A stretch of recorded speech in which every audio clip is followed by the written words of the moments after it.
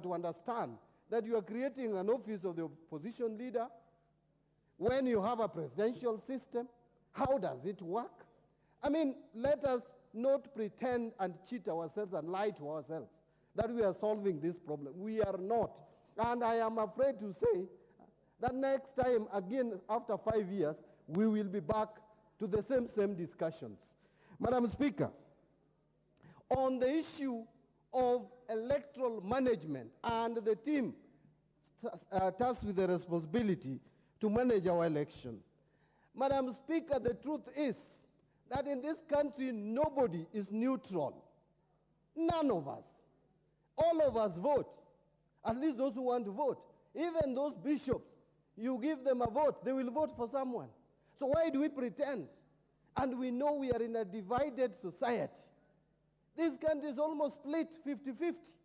For us to have confidence in the Electoral Commission, let us bite the bullet and say, those who are in the majority, bring this number of commissioners. Those who are in the minority, bring this number of commissioners to preside over election. And see where do we get the chairman. We can even appeal to our brothers. Let us not talk about sovereignty if we cannot manage it. Let us accept and even ask our partners, our friends across the continent, give us somebody. If Obasanjo can come all the way from Nigeria to come and mediate, we had Kofi Annan coming here to mediate. Why don't we just accept that because we can't trust any one of us to chair our commission and produce a good result, then let's go that route and have someone from out there to preside over election. Finally, Madam Speaker, if you allow me, on the issue of cost of living, my friend, those are opinions. Wait for your time. Who can help this member of parliament? Now, my last comment, Madam Speaker, if you allow me, is on the cost of living. Madam Speaker, let us not pretend and cheat ourselves that cost of living has gone down. It is only food-driven inflation which has gone down, and that is because we have had good rains. Madam Speaker, it has nothing to do with inputs.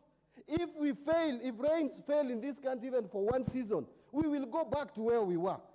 All the time when we had good rains in this country, Madam Speaker, we have had good harvest, and the cost of food generally go down. Honorable Buyer has no point. There is no point of order. Madam Speaker. You know, I want to speak on that. I know there take is no your point seat. Of take your seat. Honorable Owen is on a point of order. Point of order on relevance and truthfulness of information. You know, when John Badi stands, a ranking member, and says that cost of life has not gone down, I would like him to think like an economist, not as an accountant. You know, Honorable Speaker, you know, John Badi needs to know that when the dollar goes down, you know, the cost of production, the cost of export and import, all these go down. When they go down, they translate to money, real money that goes into the pockets of the people. When they go into the pockets of the people, it means they have more money. Order, Honorable Owen Bayer. That sounds like information. Honorable Badi, complete your...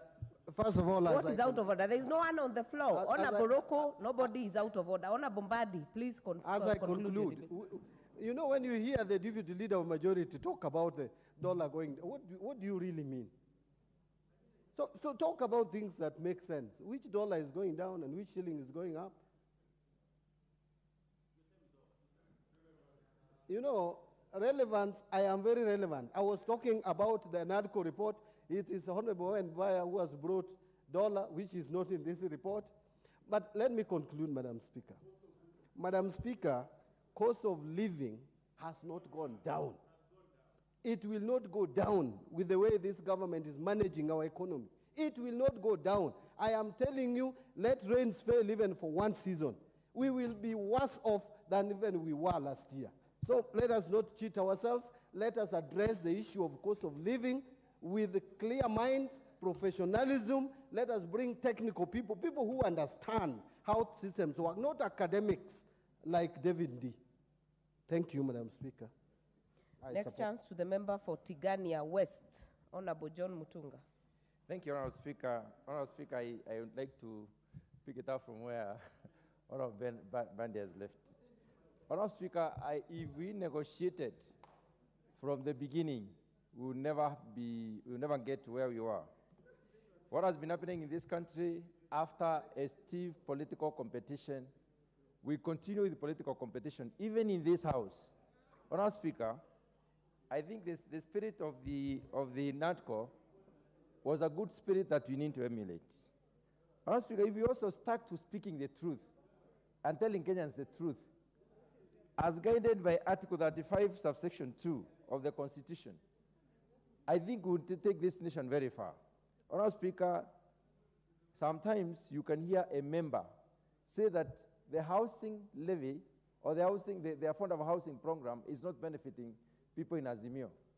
Today, the Honorable Karoli Omondi confirmed that the first phase of the affordable housing has already kicked off or completed in his constituency. It is very unfortunate that some members can say it is only happening in the in the constituency where the government is represented. That is not true. Let us stick to the truth and let us stop telling Kenyans lies. Honourable Speaker, having said that, let me thank the committee for the good work that they have done. Honourable Speaker, the committee has brought out issues that needed to be scrutinized with sober minds. They brought out issues that have to do with IBC. I don't need to belabor that point, but the point of cost of living. They brought out very key proposals. Reduce the cost of travel by half. Reduce the DSA by 30%. Merge some of the institutions. These are proposals that need to be looked into. Sometimes we also overspend on things that did not matter. Creation of the office of the Prime Minister and that of the leader of opposition. I think if we had an office of the leader of opposition, we would have more organized opposition in this country. And therefore, we will not be having chaotic situations where people just emotionally get to the streets. Fast-tracking the legislative reforms that basically will harmonize the Senate and the National Assembly. We should not be taking each other to court. These are some of the things that you should have done long ago. This is one nation. One nation should be able to speak to oneself and then come up with ways of doing business. Honourable Speaker, the issue of fighting corruption has been articulated in this report. It is one of the thorny issues in this country that needs to be dealt with. And they have given clear proposals on how to do it. Entrenching NCG, National Government Constituencies Development Fund, GAF, and the Senate Oversight Fund.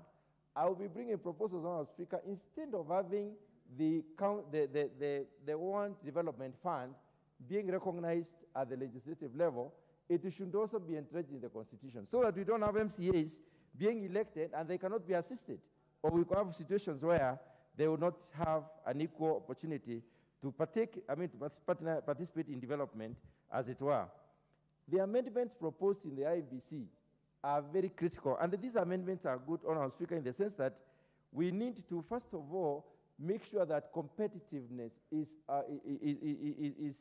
embraced. We need to make sure that they also understand ICT and they also understand the issues of finance. Don't take anybody to IBC because the person is good or the person is a friend or the person is responsive to probably what you consider to be important. Honourable Speaker, there is one proposal that I want to talk to for maybe about a minute. The amendment to Article 138 of the Constitution, which will give create clarity on the role of the other members of the IMBC in terms of the pronouncement of the president when there is a contest, for instance. That needs to be done because there was so much of loose talk of the numbers when the role is clearly articulated as that of the president. Honourable Speaker, we as a country can do better if we talk to each other and not at each other. In this House, we keep on fighting instead of debating and bringing out laws that will help this country. I think Nadco report, or Nadco is a committee that has given us the direction that we should follow even as a House. I thank you, Honourable Speaker, and I support adoption. Thank you. Member for Moiben.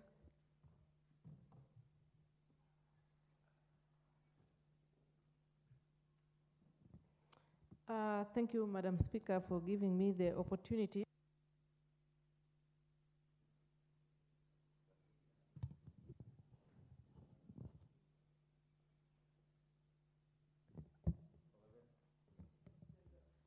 Oh, sorry, thank you.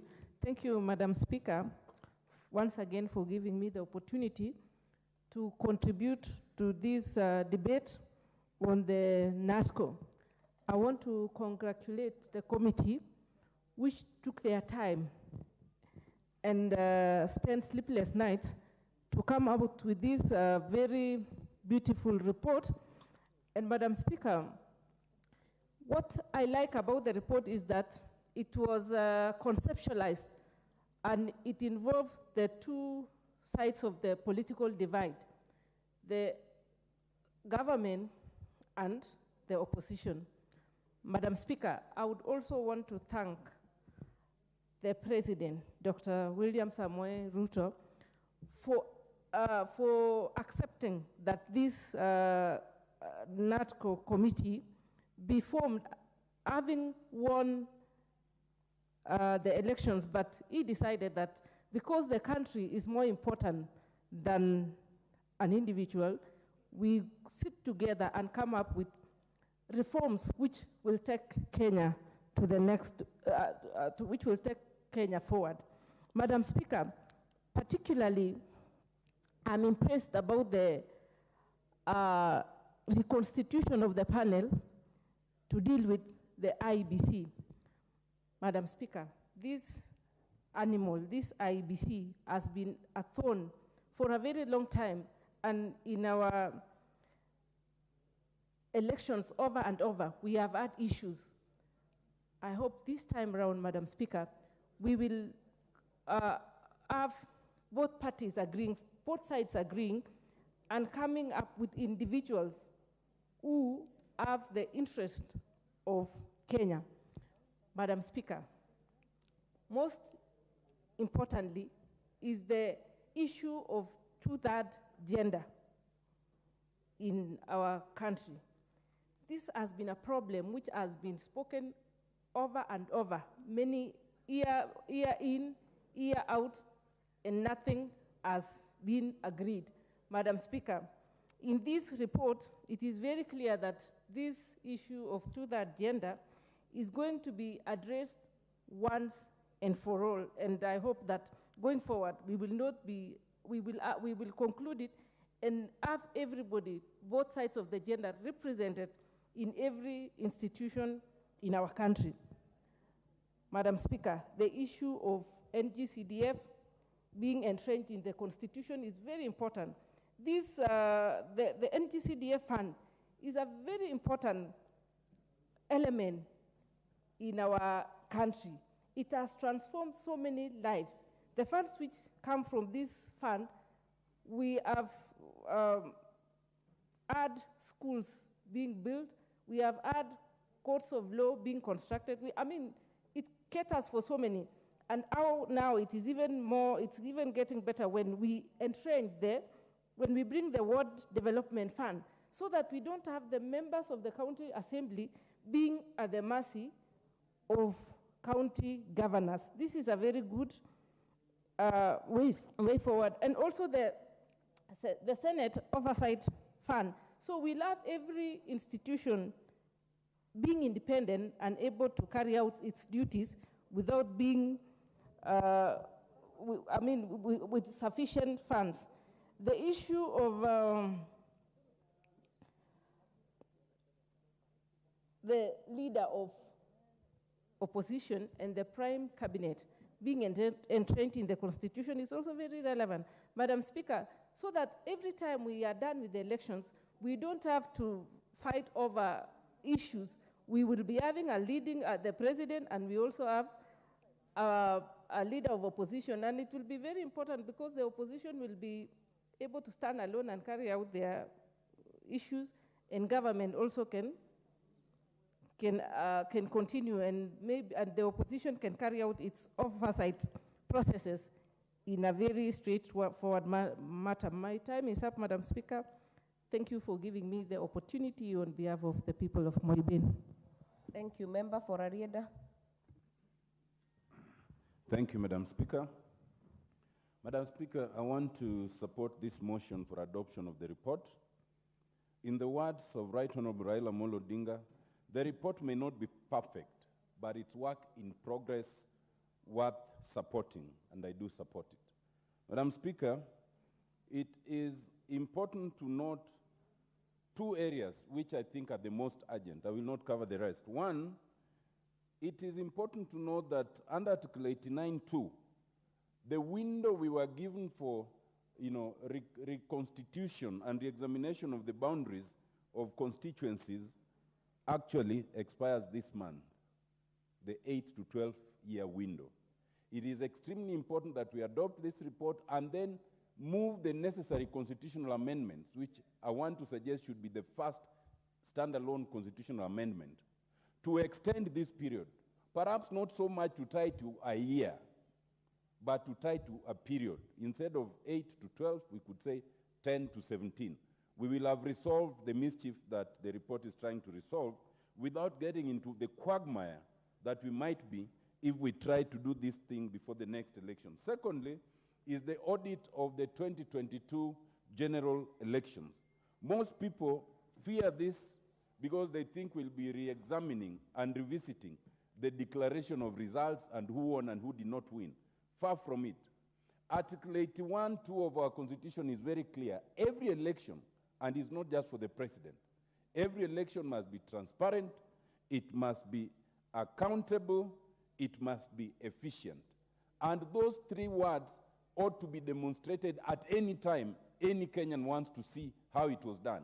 It will bring settlement, not just for the past, but for the future, in terms of the elections when we are moving this way. Now, I know that this kind of report requires goodwill. For us to move forward, we will require that goodwill.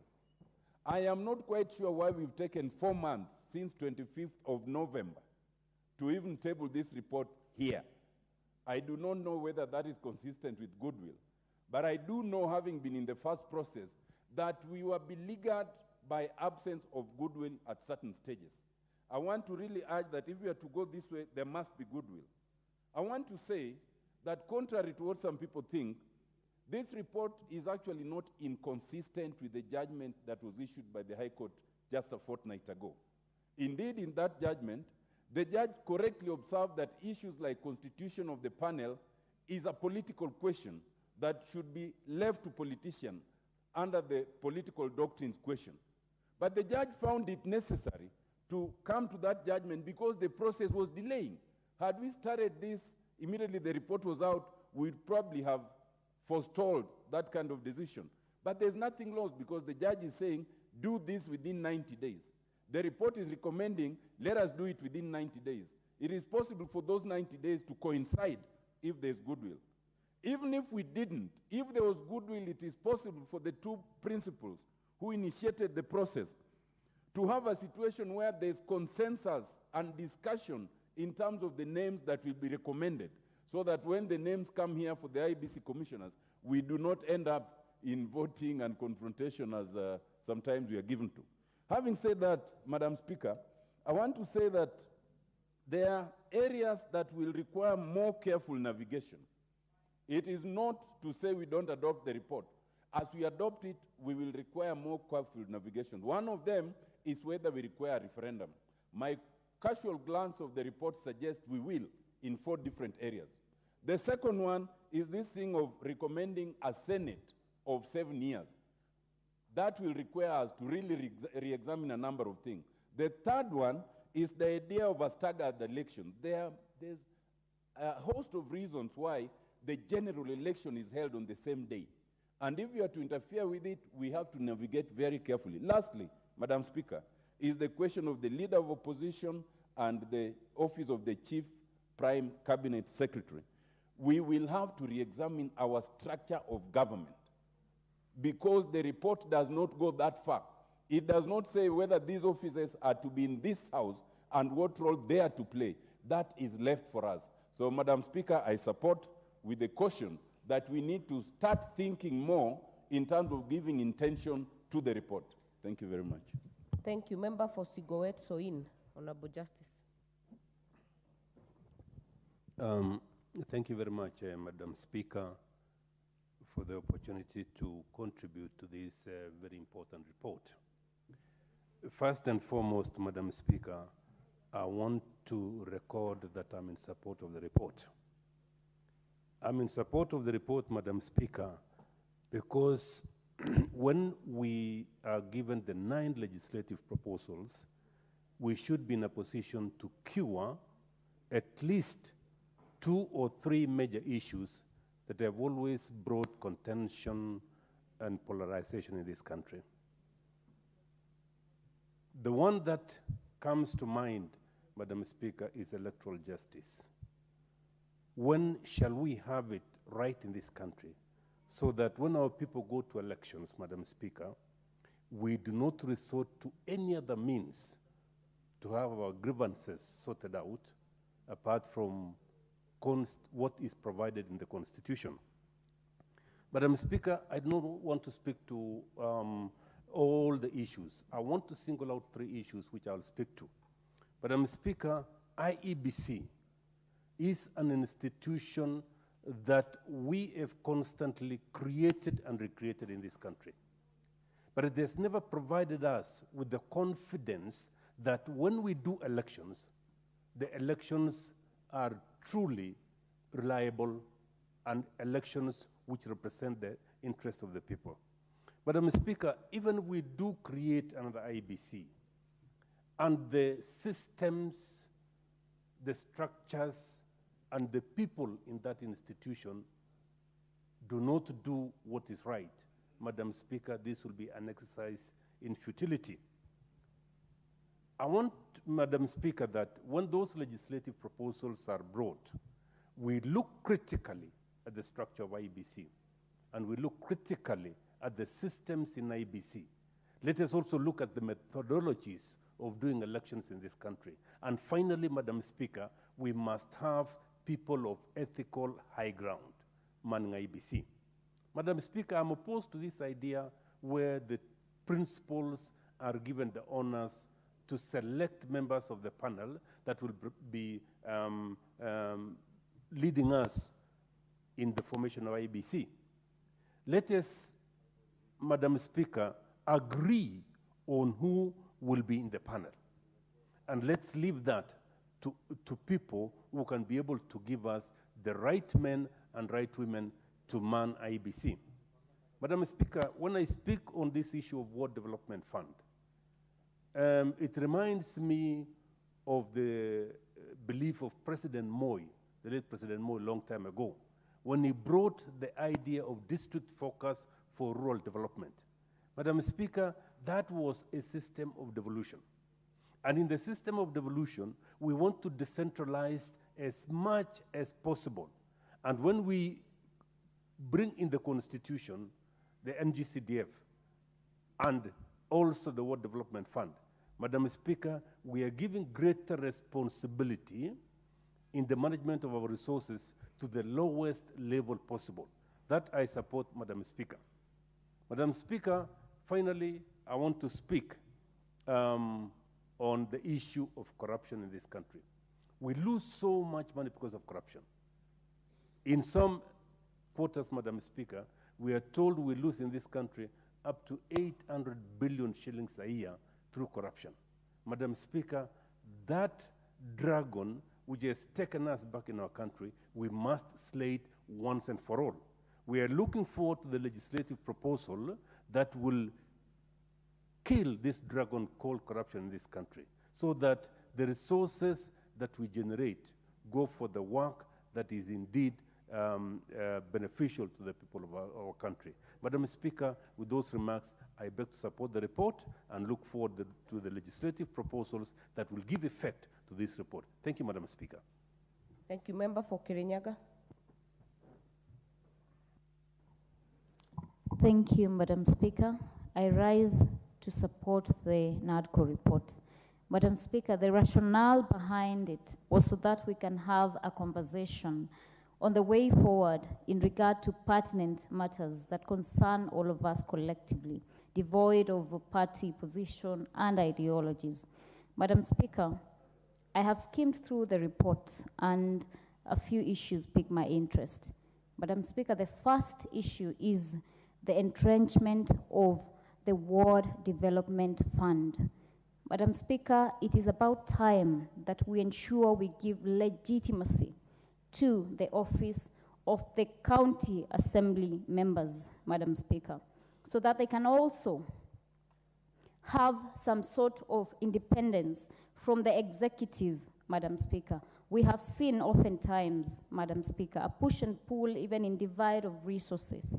And most of the MCAs who sometimes find themselves on the wrong side in terms of being in good books with the executive at the county level find that they're not able to launch any projects for their people, Honorable Speaker. Madam Speaker, these are people who have been elected by their various representatives to ensure that they cater and represent for their interests, Honorable Speaker. Madam Speaker, the 2/3 gender rule is of concern to me. And it is worth noting that the leader of minority has pronounced himself that anything that will be discussed by the multi-sectoral working group in regard to the 2/3 gender rule and any recommendations in regard to the same will be adopted as part of the Nadco report. Madam Speaker, one of the issues that the Nadco report was supposed, rather the committee was supposed to resolve, is the issue of giving effect to the 2/3 gender rule. Madam Speaker, only this House has the authority through Article 27(8) of the Constitution of Kenya 2010 to ensure that we have provided for legislation for giving effect of the 2/3 gender rule. Madam Speaker, of course, we have had discussions back and forth about how to implement the same, and it can only enable to enrich the conversation and ensure that what is brought forth on this floor is something that will be looking to ensure that it caters also for the interest of the Kenyan people in terms of representation. Madam Speaker, I'm also alive to the recommendations to extend the time for delimitation of boundaries. We all know that this was coming up and that the time was lapsing due to the issues at hand, and given the fact that we do not have an IBC, the IBC commissioners, I can see my colleague nodding in agreement. You can see that the report is really a consensus on all sides of the divide. Madam Speaker, it is important to note that the extension of time will allow for a proper review of the boundaries so that we can see whether this House can protect the constituencies that had been protected in the law that is lapsing. Madam Speaker, as I conclude, I also note that the Election Offences Amendment Bill is proposing to introduce an offense for any officer who conducts or holds an election in an ungazetted polling station or center. Madam Speaker, I wish to support the report. Thank you. Thank you. Member for Mombasa. Asante sana Mheshimiwa Spika, na mimi niweze kutoa sauti yangu katika ripoti hii ambayo imetolea uwiano. Mheshimiwa Spika, kwanza mimi nataka kupongeza, na nimeona wengi walitoa matakwa yao mengi sana kuhusu zile pesa ambazo zinafaa ziende katika wale MCS wetu, na ni dhahiri kuwa Mheshimiwa Spika, MCS wetu wamekuwa wakihangaika sana. Tunaona wengine wanapewa, wengine hawapewi. Kwa hiyo ikiwezwa kuwekwa katika sheria kuwa ma MCS waweze kupewa pesa za kufanya miradi kule mashinani, inaweza kusaidia sana Mheshimiwa Spika. Jambo lingine ambalo nimeliangalia Mheshimiwa Spika, sijui kama litapewa kipaumbele, japokuwa katika yale maamuzi ya mwisho sikuona Mheshimiwa Spika. Walemavu siku zote wao wameachwa nyuma Mheshimiwa Spika, na ingekuwa ni vizuri kama walemavu wangekuwa pia na mgao wao wenyewe ambao wanaweza wakajipangia mambo yao bila kushughulisha watu wengine tofauti. Mheshimiwa Spika, walemavu wanahangaika na mambo mengi sana katika taifa hili Mheshimiwa Spika, na wanahitaji usaidizi, na huu usaidizi ikiwa kama waweza wakatengewa mgao wao kama walemavu, mgao wao kivyao, inaweza kusaidia sana Mheshimiwa Spika. Mheshimiwa Spika, jambo lingine ambalo nimeona limegusiwa, mambo ya IEBC. Na tuliona mambo yalivyokuwa katika uchaguzi uliopita Mheshimiwa Spika. Ilionekana wazi kuwa 4 imeshinda 3, wakati ambapo ilikuwa ni ngumu sana kuelewa Mheshimiwa Spika. Kwa hiyo ikiwa kama mambo haya yanaweza kuangaliwa vizuri yakapigwa msasa, IEBC tujue hawa maafisa wa IEBC wanapewa uzito gani, ili tuweze kuelewa vizuri kuwa wale 4 wale 3 walipata ushindi mkubwa kwa sababu gani kuliko wale 4. Mheshimiwa Spika, iweze kupigwa msasa mambo haya yasiweze kurejelewa Mheshimiwa Spika. Mheshimiwa Spika, jambo lingine ambalo limegusiwa, na mimi napenda kina mama bunge hili tuweze kusukuma kwa pamoja, na hata dada yetu waziri Mheshimiwa Aisha Jumwa aweze kusukuma haraka mambo ya 2/3 gender, ile ambao ni thuluthi tatu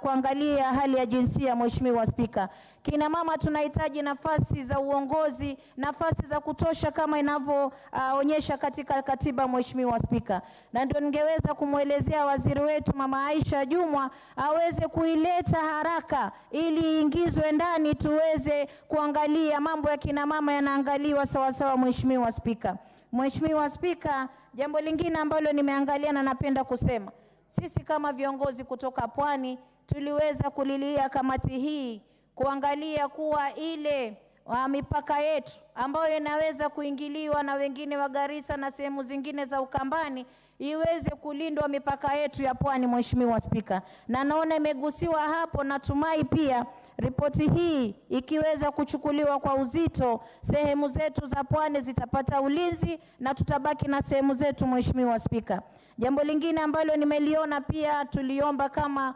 viongozi wa kutoka Pwani ni kuwa sisi katika zile constituencies zile zetu ambazo tunazo Mheshimiwa Spika zisiweze kupunguzwa. Manake kulikuwa na sintofahamu ama kulikuwa na tetesi kuwa tunaweza kupunguziwa. Mheshimiwa Spika, idadi yetu pia imeongezeka. Kwa hiyo sisi tunaomba badala ya kupunguza waweze kuongeza constituencies zingine katika sehemu zetu. Tutaweza kushukuru sana Mheshimiwa Spika. Mheshimiwa Spika, wengi wamezungumza na kusema ni kwao, lakini mpaka sasa hali ya maisha, gharama ya maisha iko juu sana. Mheshimiwa Spika, tuweze kusisitiza sote ni Wakenya, na hata tukizungumza sio kuwa tunachukiana, ni tunataka kuwa gharama ya maisha iweze kurudi chini, yule mwananchi ambaye ni mnyonge kule chini aweze naye kupata matakwa yake bila kuwa na uzito. Mheshimiwa Spika, Mheshimiwa Spika, unga hujashuka bei kama alivyosema mwenzangu, na tunaomba tuweze kusukuma wakulima. Na mimi naona katika mbolea waliuziwa Mheshimiwa Spika, mbolea ilikuja bure. Wakulima wapewe mbolea bure kwa sababu wanasema mazao yameongezeka. Wakipewa bure mazao yatazidi kuongezeka barabara Mheshimiwa Spika, na tutapata uchumi wetu unapanda juu vizuri Mheshimiwa Spika. Kwa hiyo mimi napongeza ripoti hii. Naweza kuipongeza nikisema kama mama Mombasa, ni ripoti nzuri ambayo ikitiliwa maanani Kenya itasonga mbele kama Wakenya moja. Asante sana Mheshimiwa Spika. Thank you. Member for Buri, Honorable Mugambi. Madam Speaker, I thank you for this opportunity. From the onset, I want to take this opportunity to commend the committee and say it has given us a good foundation for onward development of our political economics in this country. But Madam Speaker, I have two issues to make. One, the matter of cost of living. Mr. Speaker, what I expected from this report is apportionment of the revenues that we correct that goes towards productivity in this country. Madam Speaker, there is the money that comes from the national government that is supposed to address the cost of living. and there is money given to the counties that also goes towards the cost of living. Madam Speaker, sectors like water, sectors like agriculture, they all have a direct impact on the cost of living. Yet, Madam Speaker, when you're talking about the cost of living, and according to this report, all the missiles are focused on the national government, which I believe is not fair as far as the national government is concerned. And that's why I'm saying this report should have gone deeper and apportion what the two arms of government are supposed to do in terms of addressing the issue of cost of living. Madam Speaker, the cost of living is a subset of so many factors, and those two are not the only ones, because we have nature. There's no way that we can address the issue of food production without addressing the issue of the land patterns in this country. And that's where I differ with my senior, Honorable Bandi, that if the land fails, we'll go back to the story, the old story.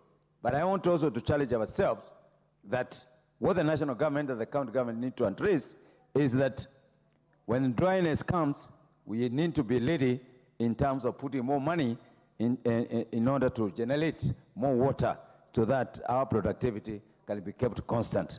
But all in all, Madam Speaker, the report is good, but let's be real. Let the movers of this discussion be real to themselves. I think it was not very good intention to bring this cost of living because it's a diverse topic which cannot really be put in paper because there are so many factors that come into play. Madam Speaker, the issue of international community, in as far as having a direct impact on what Kenya does, is also a factor that needs to be put into consideration when you're talking about the cost of living.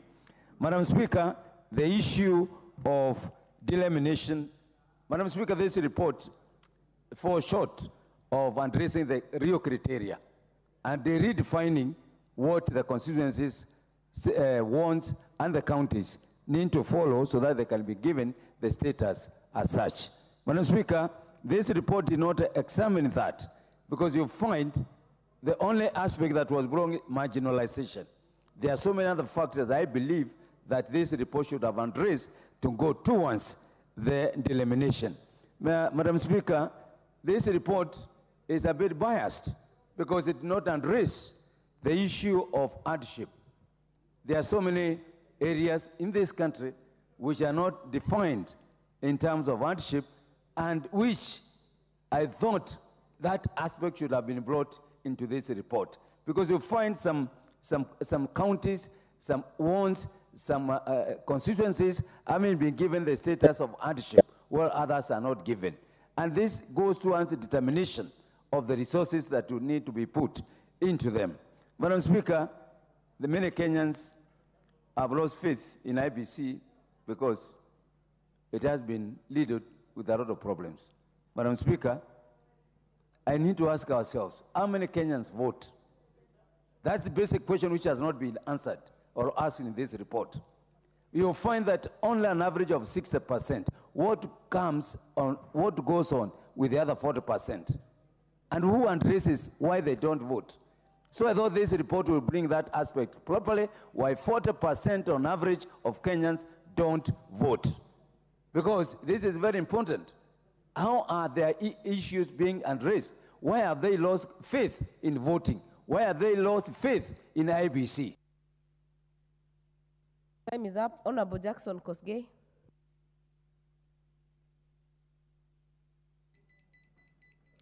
Thank you, Madam Speaker. On the onset, as I take the floor, I wish to support the report and congratulate the Nadco, this committee, for the work well done. As I support, allow me, Madam Speaker, to quote from a statement made by George Washington, who was a general and the first president of the United States of America in 1779 on a constitutional conference. he made a statement, and I wish to quote, "Let us raise a standard to which the wise and honest can repair. The rest is in the hands of God."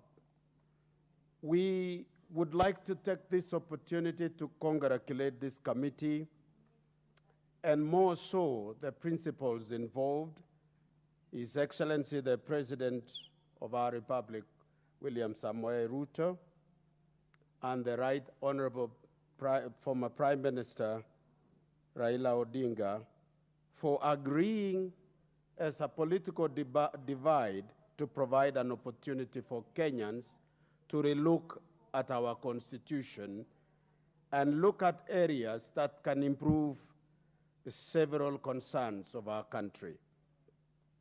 One, it is important for the unity of this country. We have experienced suspicion in every election and electoral cycle. We would like to look into it and understand why Kenyans have disagreed in every election. Second is the issue of IEBC. Madam Speaker, we would like to agree that we have an electoral board or body that can be trusted by both sides in any given election. I also want to appreciate the Honorable Lady who spoke before me a few minutes ago, that it looks like the report did not speak clearly on the needs for persons with disability in this country. And I'm sure as we progress in the analytical discussion and deliberation in this House on this report, we would be able to put into it. We do not want, and as I represent the interest groups, we do not want to have persons with disability lumped up on an amorphous group called the special group. It has to come out very clear so that their issues can be addressed uniquely. I have been traveling in and out of this country for many years. And one of the experiences I have, for example, is the very insensitive nature our point of entry management is. For example, even at our JKIA International Airport, for a person living with disability and with a total dependency on assistive devices, he has to face it rough that you don't have an ambulife and the one which is there, especially when the plane is parked away from the bridge. So, Madam Speaker, this needs to be put into this report so that it can speak to the legislations in various, domiciled in various acts.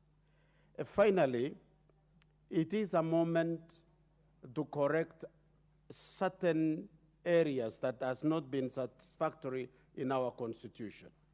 So I appeal to all of us, because this is a bipartisan bill that is coming up. I think it will be easier for us to correct things that are addressing the needs of Kenyans. Yet again, Madam Speaker, I support the report. Thank you.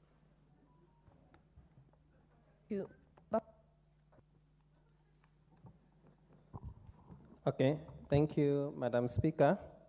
I start to support the report for the committee.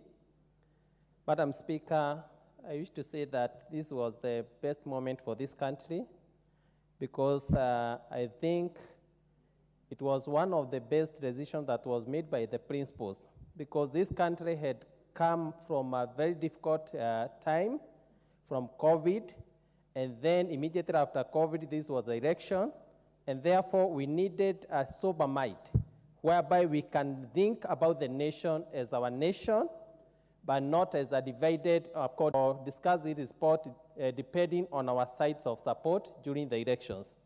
But Madam Speaker, the most important thing that this report is there to bring Kenyans together so that we may be able to decide the way forward for this country. The election in this country is one of the most emotive, and I know out of this report, the best thing we can do is come up with a team or a system of election that we can be able to agree, all of us. Madam Speaker. Member for Kangema. Thank you. Order. Member for Kangema, the next time this motion comes up, you'll have a balance of 4 minutes, and you'll have the go if you'll be in the House. You'll have the first opportunity. Order, members. Honorable members, the time being 7 p.m., this House stands adjourned until tomorrow, Wednesday, 21st of February 2024 at 9:30 a.m.